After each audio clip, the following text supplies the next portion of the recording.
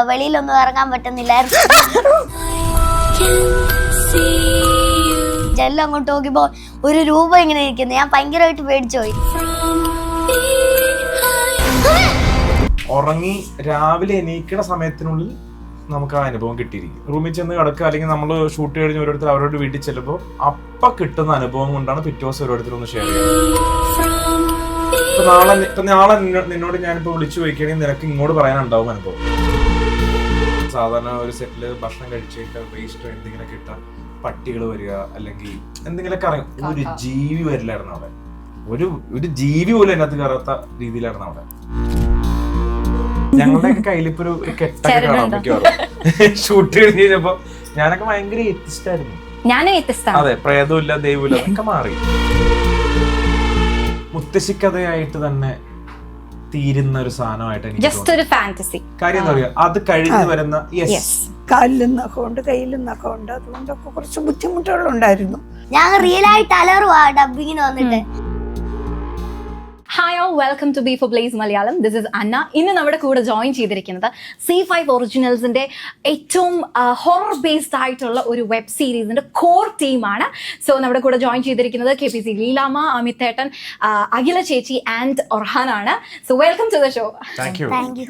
അപ്പം ഞാൻ ഈ മുത്തശ്ശിയുടെ പ്രിവ്യൂ ഷോ കണ്ട സമയത്ത് എനിക്ക് ഏറ്റവും സീനിയർ മോസ്റ്റ് ആക്ടർ ആയിട്ടുള്ള KPC ലീലാമ്മയിൽ നിന്ന് സ്റ്റാർട്ട് ചെയ്യണം എന്ന് ഞാൻ മനസ്സിൽ ഉറപ്പിച്ചിട്ടാണ് വന്നത്. കാരണം ആ ഒരു ലീലാമ്മ എന്ന് പറയുന്ന നമുക്ക് കണ്ടുപരിചയമുള്ള ഒരു മുഖം എന്ന് പറയുന്നത് വളരെ സുന്ദരിയായിട്ടുള്ള ബ്യൂട്ടിഫുൾ ലേഡിയാണ്.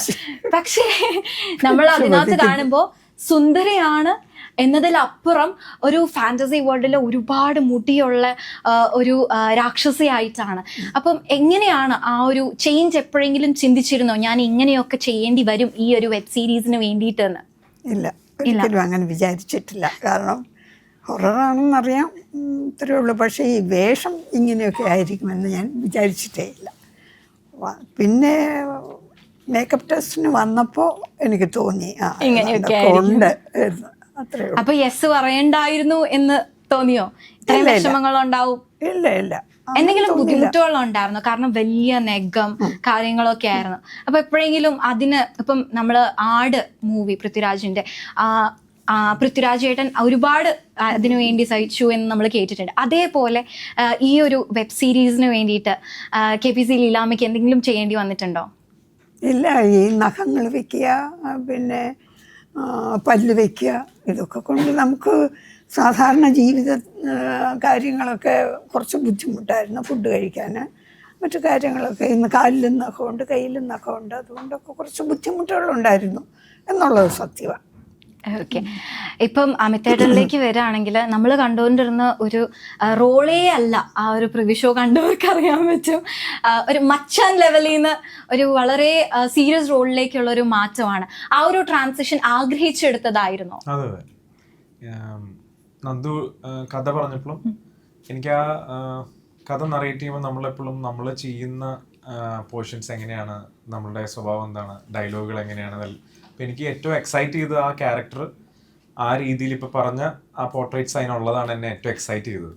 ഞാൻ ആഗ്രഹിച്ചെടുത്താണ്. ഇപ്പം അഖില ചേച്ചിയിലേക്ക് വരുമ്പം 3 സ്റ്റേജസ് ആണ് അതിനകത്ത് കാണിച്ചിട്ടുള്ളത്. കല്യാണം കഴിക്കാൻ പോകുന്ന ഒരു പെൺകുട്ടി, കല്യാണം കഴിച്ചൊരു പെൺകുട്ടി, പ്രഗ്നൻസി. അപ്പം ആ ഒരു 3 സ്റ്റേജസും ഒരു പെണ്ണിൻ്റെ, എനിക്ക് തോന്നുന്നു പ്രഗ്നൻസിയിലേക്കൊന്നും വന്നിട്ടില്ലല്ലോ. അപ്പോൾ അത് അഭിനയിച്ച് കാണിക്കുക എന്ന് പറയുന്നത് അത്രയും ഒരു ബോൺ ആക്ടർക്ക് മാത്രമേ പറ്റുള്ളൂ. അപ്പോൾ അതൊക്കെ എങ്ങനെയായിരുന്നു ആ ഒരു 3 സ്റ്റേജസ് ഹാൻഡിൽ ചെയ്യുക എന്നുള്ളത്? അല്ല, ഇതെനിക്ക് കിട്ടിയപ്പോൾ, ഐ മീൻ സ്ക്രിപ്റ്റ് ഞാൻ വായിച്ചപ്പോൾ തന്നെ പെർഫോം ചെയ്യാൻ ഒരുപാടുള്ള ഒരു സാധ്യതകൾ ഇതിലുണ്ടെന്ന് എനിക്ക് മനസ്സിലായിരുന്നു. അപ്പം അതുകൊണ്ട് തന്നെയാണ് ഇത് ചൂസ് ചെയ്തതും. പിന്നെ എനിക്ക് സത്യം പറഞ്ഞാൽ എന്നെ ഞാനൊരു 1 വീക്കിലാണ് ഞാൻ ഇതിലോട്ട് ഉണ്ടാവുന്നത്. അത്രേ സമയം ഉണ്ടായിരുന്നുള്ളൂ. ലാസ്റ്റ് സ്റ്റേജിലാണ് ഞാൻ വരുന്നത്. അതിന് മുന്നേ വേറെ ആക്ടേഴ്സിനെ നോക്കിയിരുന്നു തോന്നുന്നു, എനിക്ക് കറക്റ്റ് അറിയില്ല. അപ്പോൾ വന്നിട്ട് എനിക്കൊരു ഓഡീഷൻ അല്ല, എന്നെ കൊണ്ട് 2-3 സീൻസ് ചെയ്യിച്ചായിരുന്നു. അപ്പോഴും എനിക്ക് വലിയ കോൺഫിഡൻസ് ഉണ്ടായിരുന്നില്ല. അപ്പം ഞാനിങ്ങനെ ചോദിക്കും, വിവേകേട്ടനൊക്കെ ആയിരുന്നു എനിക്ക് ചെയ്യിപ്പിച്ചിരുന്നത്. അപ്പം ഞാൻ ഇങ്ങനെ ചോദിക്കുമായിരുന്നു, ഓക്കെ ആണോ. പിന്നെ നന്ദു ഡയറക്ടറിന്റെ ആ ഭാഗത്തേക്ക് ഉണ്ടായിരുന്നില്ല. അപ്പോൾ ഞാൻ എന്നിട്ട് പറഞ്ഞായിരുന്നു, നമുക്ക് എന്തെങ്കിലും സീനൊക്കെ ചെയ്യുന്നതിന് മുന്നേ നമുക്ക് ഡിസ്കസ് ചെയ്ത് പിന്നെ ഒന്നാമത്തെ കാര്യം എന്ന് വെച്ചാൽ ഇതിന്റെ ഡയലോഗ് പറയുന്നത് ഭയങ്കര ഒരു നോർമൽ സ്ലാങ്ങിൽ അല്ലെങ്കിൽ ഒരു അച്ചടി ഭാഷയിലായി ആണെന്നാണ് ആ സമയത്ത് പറഞ്ഞിരുന്നത്. അപ്പൊ എനിക്ക് ഭയങ്കര ടെൻഷനായിരുന്നു, കാരണം കണ്ണൂർ സ്ലാങ് ഇങ്ങനെ ഇടയ്ക്കിടയ്ക്ക് വരും. അപ്പം അതും ഒരു പ്രശ്നമായിരുന്നു. അപ്പൊ മൊത്തത്തിൽ കുറെ പ്രശ്നങ്ങൾ ഉണ്ടായിരുന്നു എന്റെ മുന്നിൽ. ഇതുവരെ ചെയ്യാത്ത ഒരു ക്യാരക്ടറാണ്. കുറെ ഇപ്പൊ ഈ പറഞ്ഞ പോലെ ഡെലിവറി സീൻ, അതുപോലെ അവസാനത്തെ ക്ലൈമാക്സ് സീൻസ് ഒക്കെ എന്ന് പറയുന്നത് ഞാൻ ഇതുവരെ ചെയ്യാത്ത ഒരു കാര്യമാണ്. അപ്പൊ എന്നെ സംബന്ധിച്ച് ഇതൊക്കെ ഭയങ്കര ഒരു എന്താ പറയാ. പക്ഷെ ആ ചാലഞ്ച് ഒരു വിജയമായി എന്നുള്ളതിന്റെ റിസൾട്ട് ആയിരുന്നു ഇന്ന് നമ്മൾ കണ്ട ആ ഒരു പ്രിവ്യൂ ഷോ. എനിക്ക് തോന്നുന്നു 1 കൊല്ലത്തിന്റെ ഒരു ഹാർഡ് വർക്ക് ആണെന്ന് ഞാൻ പറയുന്നത് കേട്ടു പ്രസ് മീറ്റില്. അതിന്റെ ആക്ച്വൽ അപ്പൊ അതിന്റെ ആക്ച്വൽ ഒരു എഫക്റ്റ് ഉണ്ട് ആ ഒരു സീരീസ് കാണുന്ന സമയത്ത്. ഇപ്പൊ ഒർഹാൻ മോനിലേക്ക് വരുവാണെങ്കിൽ നിന്റെ കുറെ റീൽസ് ഞാൻ കണ്ടിട്ടുണ്ട് സ്റ്റണ്ട് ചെയ്യുന്ന അതേപോലത്തെ സ്റ്റണ്ടുകളാണ് നീ ഇപ്പൊ സീരീസിലും ചെയ്തിട്ടുള്ളത്. മേൽവേദന കൈവേദനയൊക്കെ ഉണ്ടായിട്ടുണ്ടോ? അതിന് മാത്രം സ്റ്റൺസ് ഒന്നും ഇതിൻ്റെ അകത്തില്ലായിരുന്നു. കൂടുതൽ അലറുന്നയും ഞാൻ ചെയ്തതിൽ എനിക്ക് തോന്നിയിട്ടുള്ള ഏറ്റവും ഡിഫറെന്റ് ആയിട്ടുള്ള ഒരു ക്യാരക്ടറായിരുന്നു. അലറിയപ്പോ തൊണ്ടവേദനയൊക്കെ ഉണ്ടായിരുന്നോ? നീ എങ്ങനെ മാനേജ് ചെയ്തത്? അപ്പൊ അലറുമ്പം എനിക്ക് പ്രശ്നമില്ലായത്. പിന്നെ ഡബിങ്ങിന് വന്ന് അലറുമ്പോഴായിരുന്നു ഞാൻ റിയൽ ആയിട്ട് അലറുവാ ഡബിങ്ങിന് വന്നിട്ട്. അപ്പൊ അവര് പറഞ്ഞു മൈക്ക് പൊട്ടിക്കോ എന്നൊക്കെ ചോദിച്ചു. വെറുതെ വർത്താനം പറഞ്ഞാ മതി. അതെ, നല്ല പോലെ സംസാരിക്കുന്നുണ്ട്, ഞാൻ നേരത്തെ പറഞ്ഞു. ഓക്കെ, ഇപ്പം ഒരു ഹൊറർ സെറ്റപ്പില് നമ്മൾ ചെയ്തുകൊണ്ടിരിക്കുകയായിരുന്നു ആ ഒരു മൂവി, ആ ഒരു സീരീസ്. ആ സമയത്ത് നമുക്ക് കുറെ ഹൊറർ എക്സ്പീരിയൻസും കാര്യങ്ങളും ഉണ്ടായിട്ടുണ്ട്. എനിക്ക് തോന്നുന്നു ആ ഒരു സെറ്റിൽ തന്നെ നിങ്ങൾ കുറെ ഹൊറർ എക്സ്പീരിയൻസും കാര്യങ്ങളും ഉണ്ടായിട്ടുണ്ട് എന്നുള്ളത്. അപ്പൊ അങ്ങനെ ഉള്ള എക്സ്പീരിയൻസ് എന്തായിരുന്നു സംഭവം? ഡെയിലി ഉണ്ടായിരുന്നു. രാവിലെ ബ്രേക്ക്ഫാസ്റ്റ് കഴിക്കുമ്പോൾ കൂടിയിരുന്ന് കഴിക്കും, ഉച്ചക്ക് രാത്രിയൊക്കെ ഞങ്ങളുടെ കൂടെ ഇരുന്ന് കഴിക്കും. പിന്നെ ഞങ്ങൾ പോകാൻ നേരത്തെ ടാറ്റയൊക്കെ പറഞ്ഞ് ഞങ്ങളെ പറഞ്ഞു.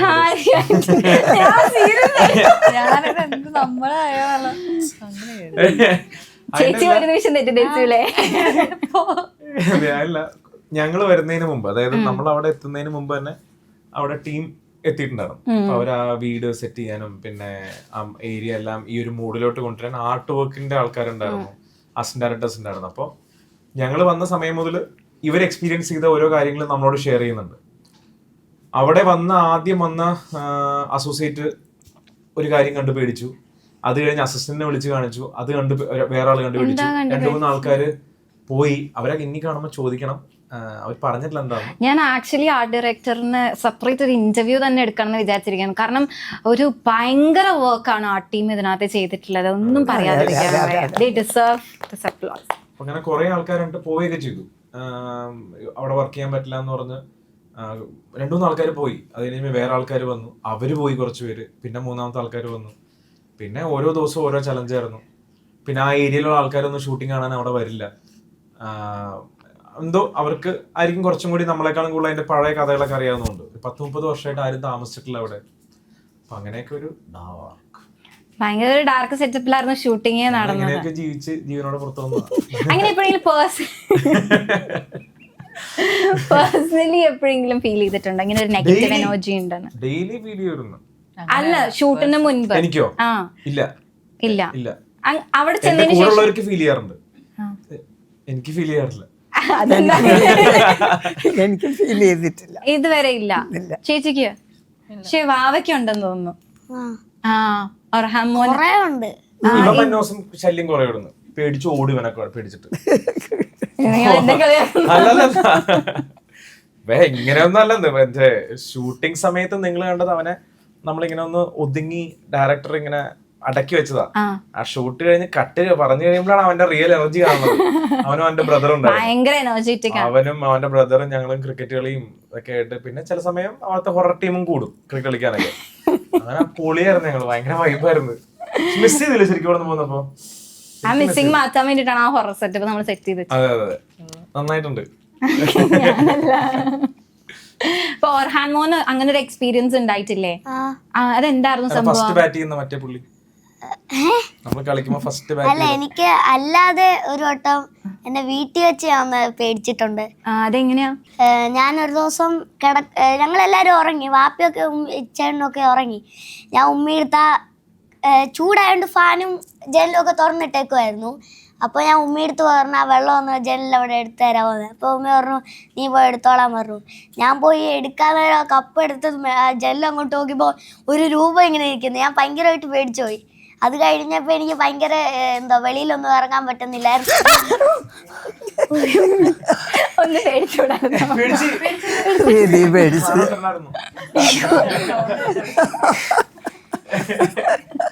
അത് നീ പറഞ്ഞ് കംപ്ലീറ്റ് ആക്കിയായിരുന്നോടാ? ഞാൻ ശ്രദ്ധിച്ചില്ല. കംപ്ലീറ്റ് ആക്കി.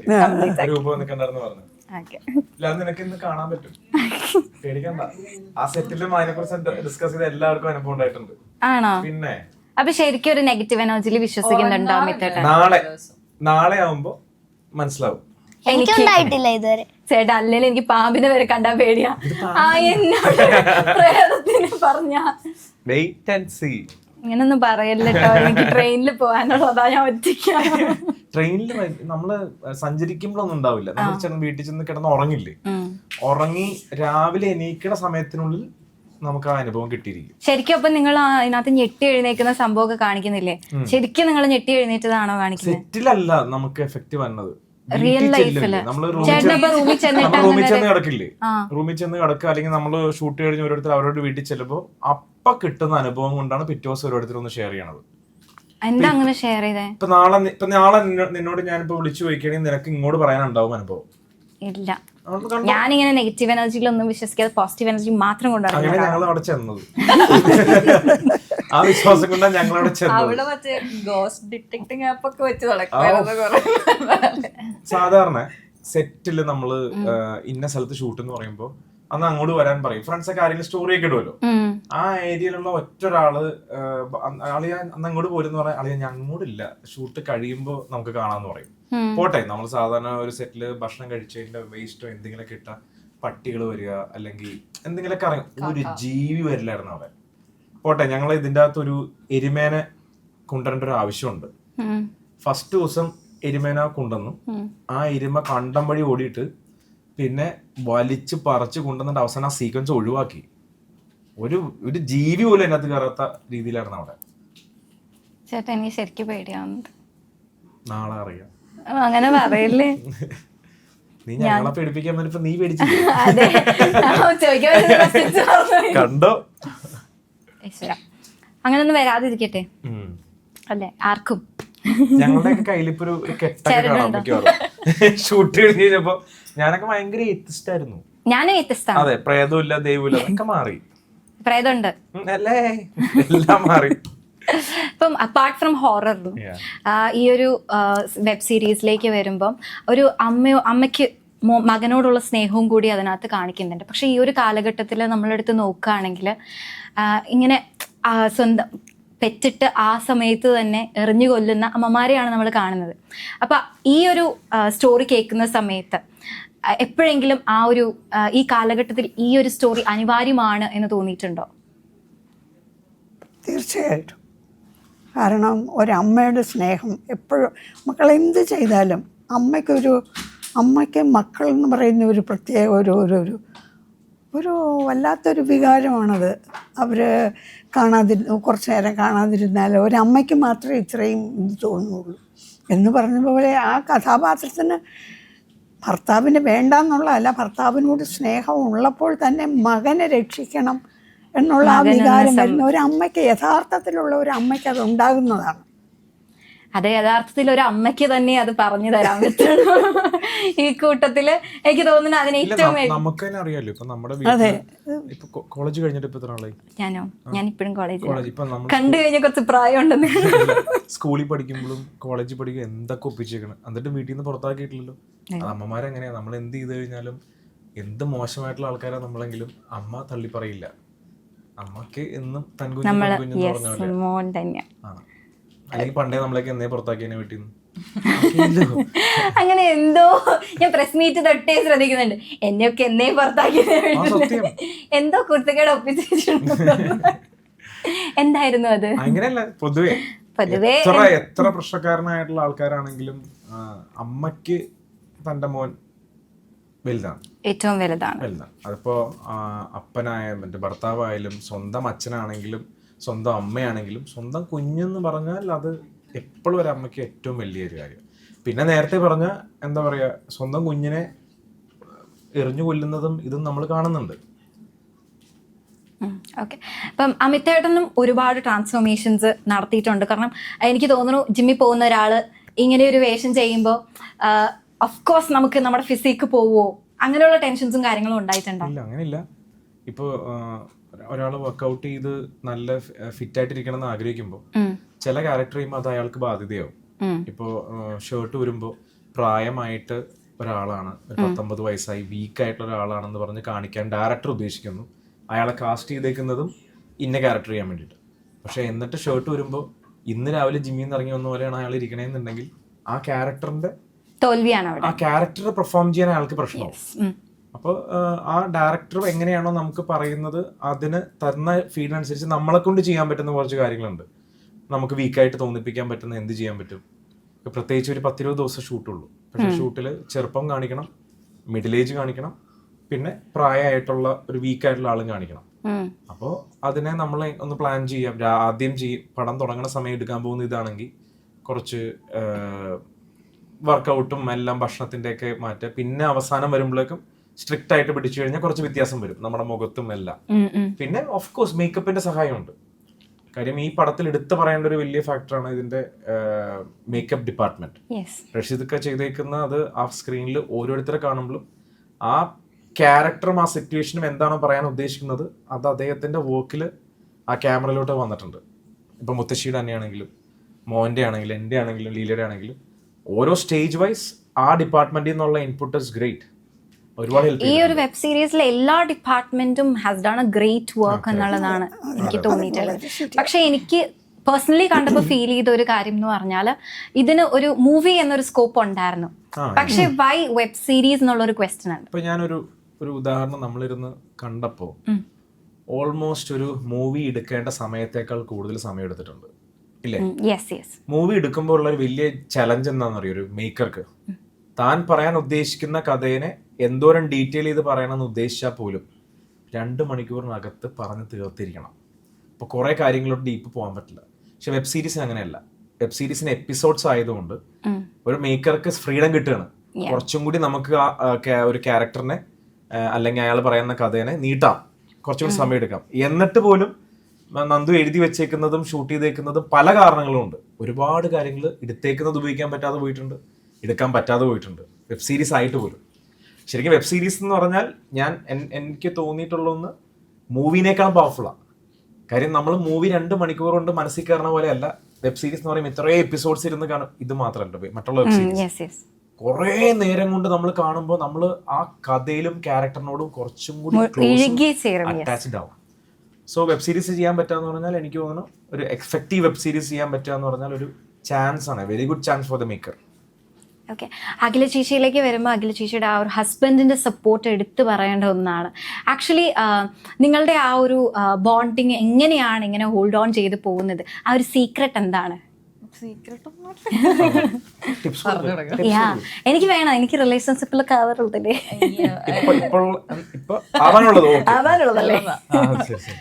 ഇല്ല, അങ്ങനെ സീക്രട്ടായിട്ട് എന്ത് സീക്രട്ട് അങ്ങനെയൊന്നുമില്ല. എന്നെ എപ്പോഴും എനിക്ക് ബാക്ക് ബോണായി നിൽക്കുന്ന ഒരാളാണ് PP, പിന്നെ എൻ്റെ ചേട്ടൻ.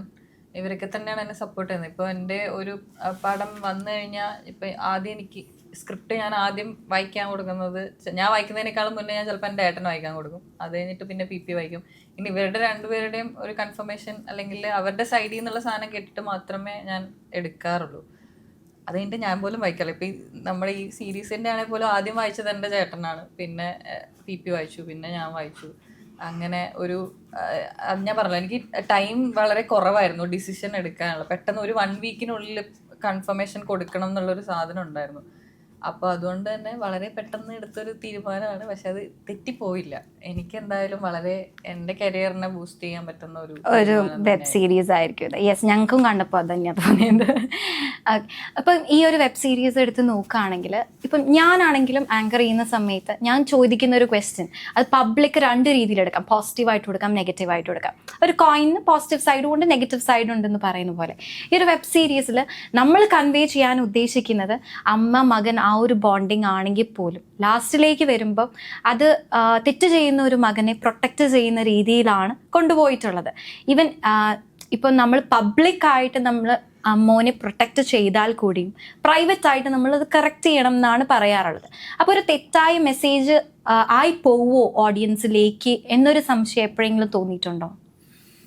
കാര്യം ഇപ്പോൾ ഒരു ഭയങ്കര റിയലിസ്റ്റിക് ആയിട്ട് നമ്മൾ 2026 നടക്കുന്ന ഒരു കാര്യം, അല്ലെങ്കിൽ ഒരു നിയമവും കോടതിയും അല്ലെങ്കിൽ നിയമത്തിൽ ശരി തെറ്റെന്നുള്ള ചോദ്യം വരുമ്പോൾ നമ്മളോ സിനിമയോ അല്ലെങ്കിൽ സിനിമാ കഥാപാത്രങ്ങളോ സമൂഹത്തിന് തെറ്റാവേണ്ട കാര്യത്തിനെ ശരിയെന്ന രീതിയിൽ തീരുമാനമെടുത്ത് മുമ്പോട്ട് പോകുന്ന ഒരവസ്ഥ വന്നാൽ ഇൻഫ്ലുവൻസ്ഡ് ആവാം, അല്ലെങ്കിൽ ചിലപ്പോൾ പല ആൾക്കാർക്കും അതൊരു പ്രചോദനമാകാം.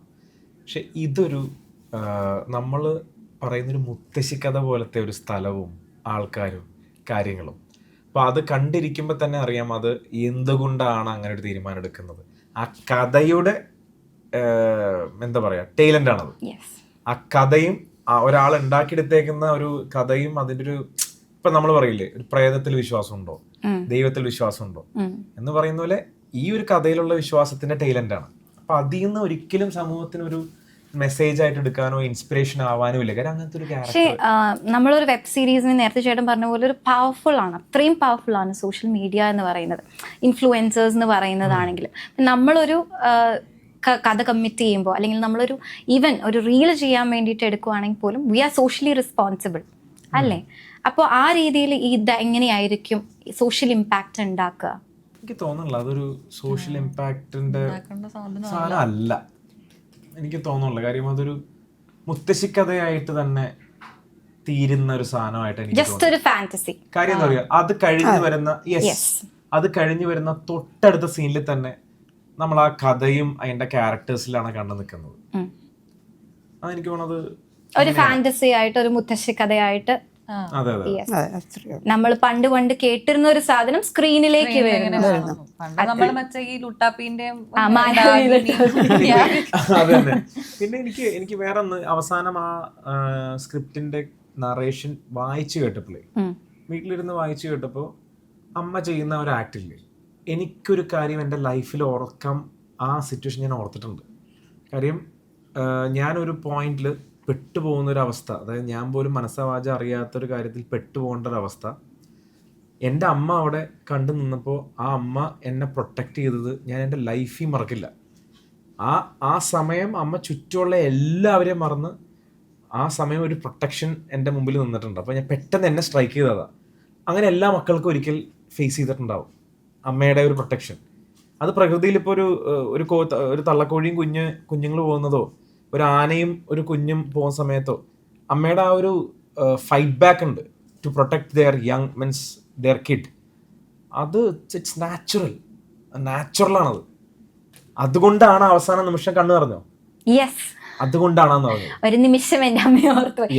ഈവൻ നേരത്തെ പറഞ്ഞ പോലെ തന്നെ നമ്മൾ എന്ത് ചെയ്താലും നമ്മൾ പ്രൊട്ടക്ട് ചെയ്യുന്നതാണ്. എൻ്റെ അച്ഛനും അമ്മയും പേരൻസ് രണ്ടുപേരും അങ്ങനെ പ്രൊട്ടക്ട് ചെയ്യും. അപ്പം ഈ ഒരു വെബ് സീരീസിൽ അത് തന്നെയാണ് കൺവേ ചെയ്യുന്നത്. പക്ഷേ ഇപ്പം നേരത്തെ പറഞ്ഞ പോലെ തന്നെ ഓഡിയൻസ് ഏത് രീതിയിൽ എടുക്കണം എന്ന് നമുക്ക് അങ്ങനെ പറയാൻ പറ്റില്ലല്ലോ. അതുകൊണ്ടാണ് നിലത്തിട്ട് പൊട്ടിക്കാനായിട്ട് പ്ലാൻ ചെയ്യുന്ന ആൾക്കാർക്ക് ഇതൊന്നും എടുക്കൂല. അവരെന്തായാലും വെബ് സീരീസ് കണ്ടിരുന്നിട്ട് കണ്ണ് തുറച്ച് കളഞ്ഞിട്ട് എടുത്ത് പൊട്ടിയ കാര്യമില്ല. അതിന് ഞങ്ങളുടെ വെബ് സീരീസിനെ ആവശ്യമില്ല അതിനകത്ത്. ഓക്കെ, അപ്പോൾ ഏതായാലും ഒരു മൂവിയുടെ എഫേർട്ടിനേക്കാൾ കൂടുതൽ എനിക്ക് തോന്നുന്നു ഈ ഒരു വെബ് സീരീസിന് നിങ്ങൾ ഇട്ടിട്ടുണ്ട്. അതിന്റെ റിസൾട്ട് കാണാനുണ്ട്. അത് റൈറ്റ് ആയിട്ട് ഓഡിയൻസിന് കിട്ടട്ടെ എന്ന് ആശംസിക്കുന്നു. ആൻഡ് എല്ലാ വിജയങ്ങളും നേരുന്നു. ഒർഹാൻകുട്ട ഒന്നും വേണ്ടെന്നില്ലല്ലോ, ഞാൻ പറഞ്ഞില്ലേ. അതെ അതെ, ഭയങ്കരന്മാരാ രണ്ടുപേരും. ഇനി റീൽസ് വരുന്നുണ്ടോ?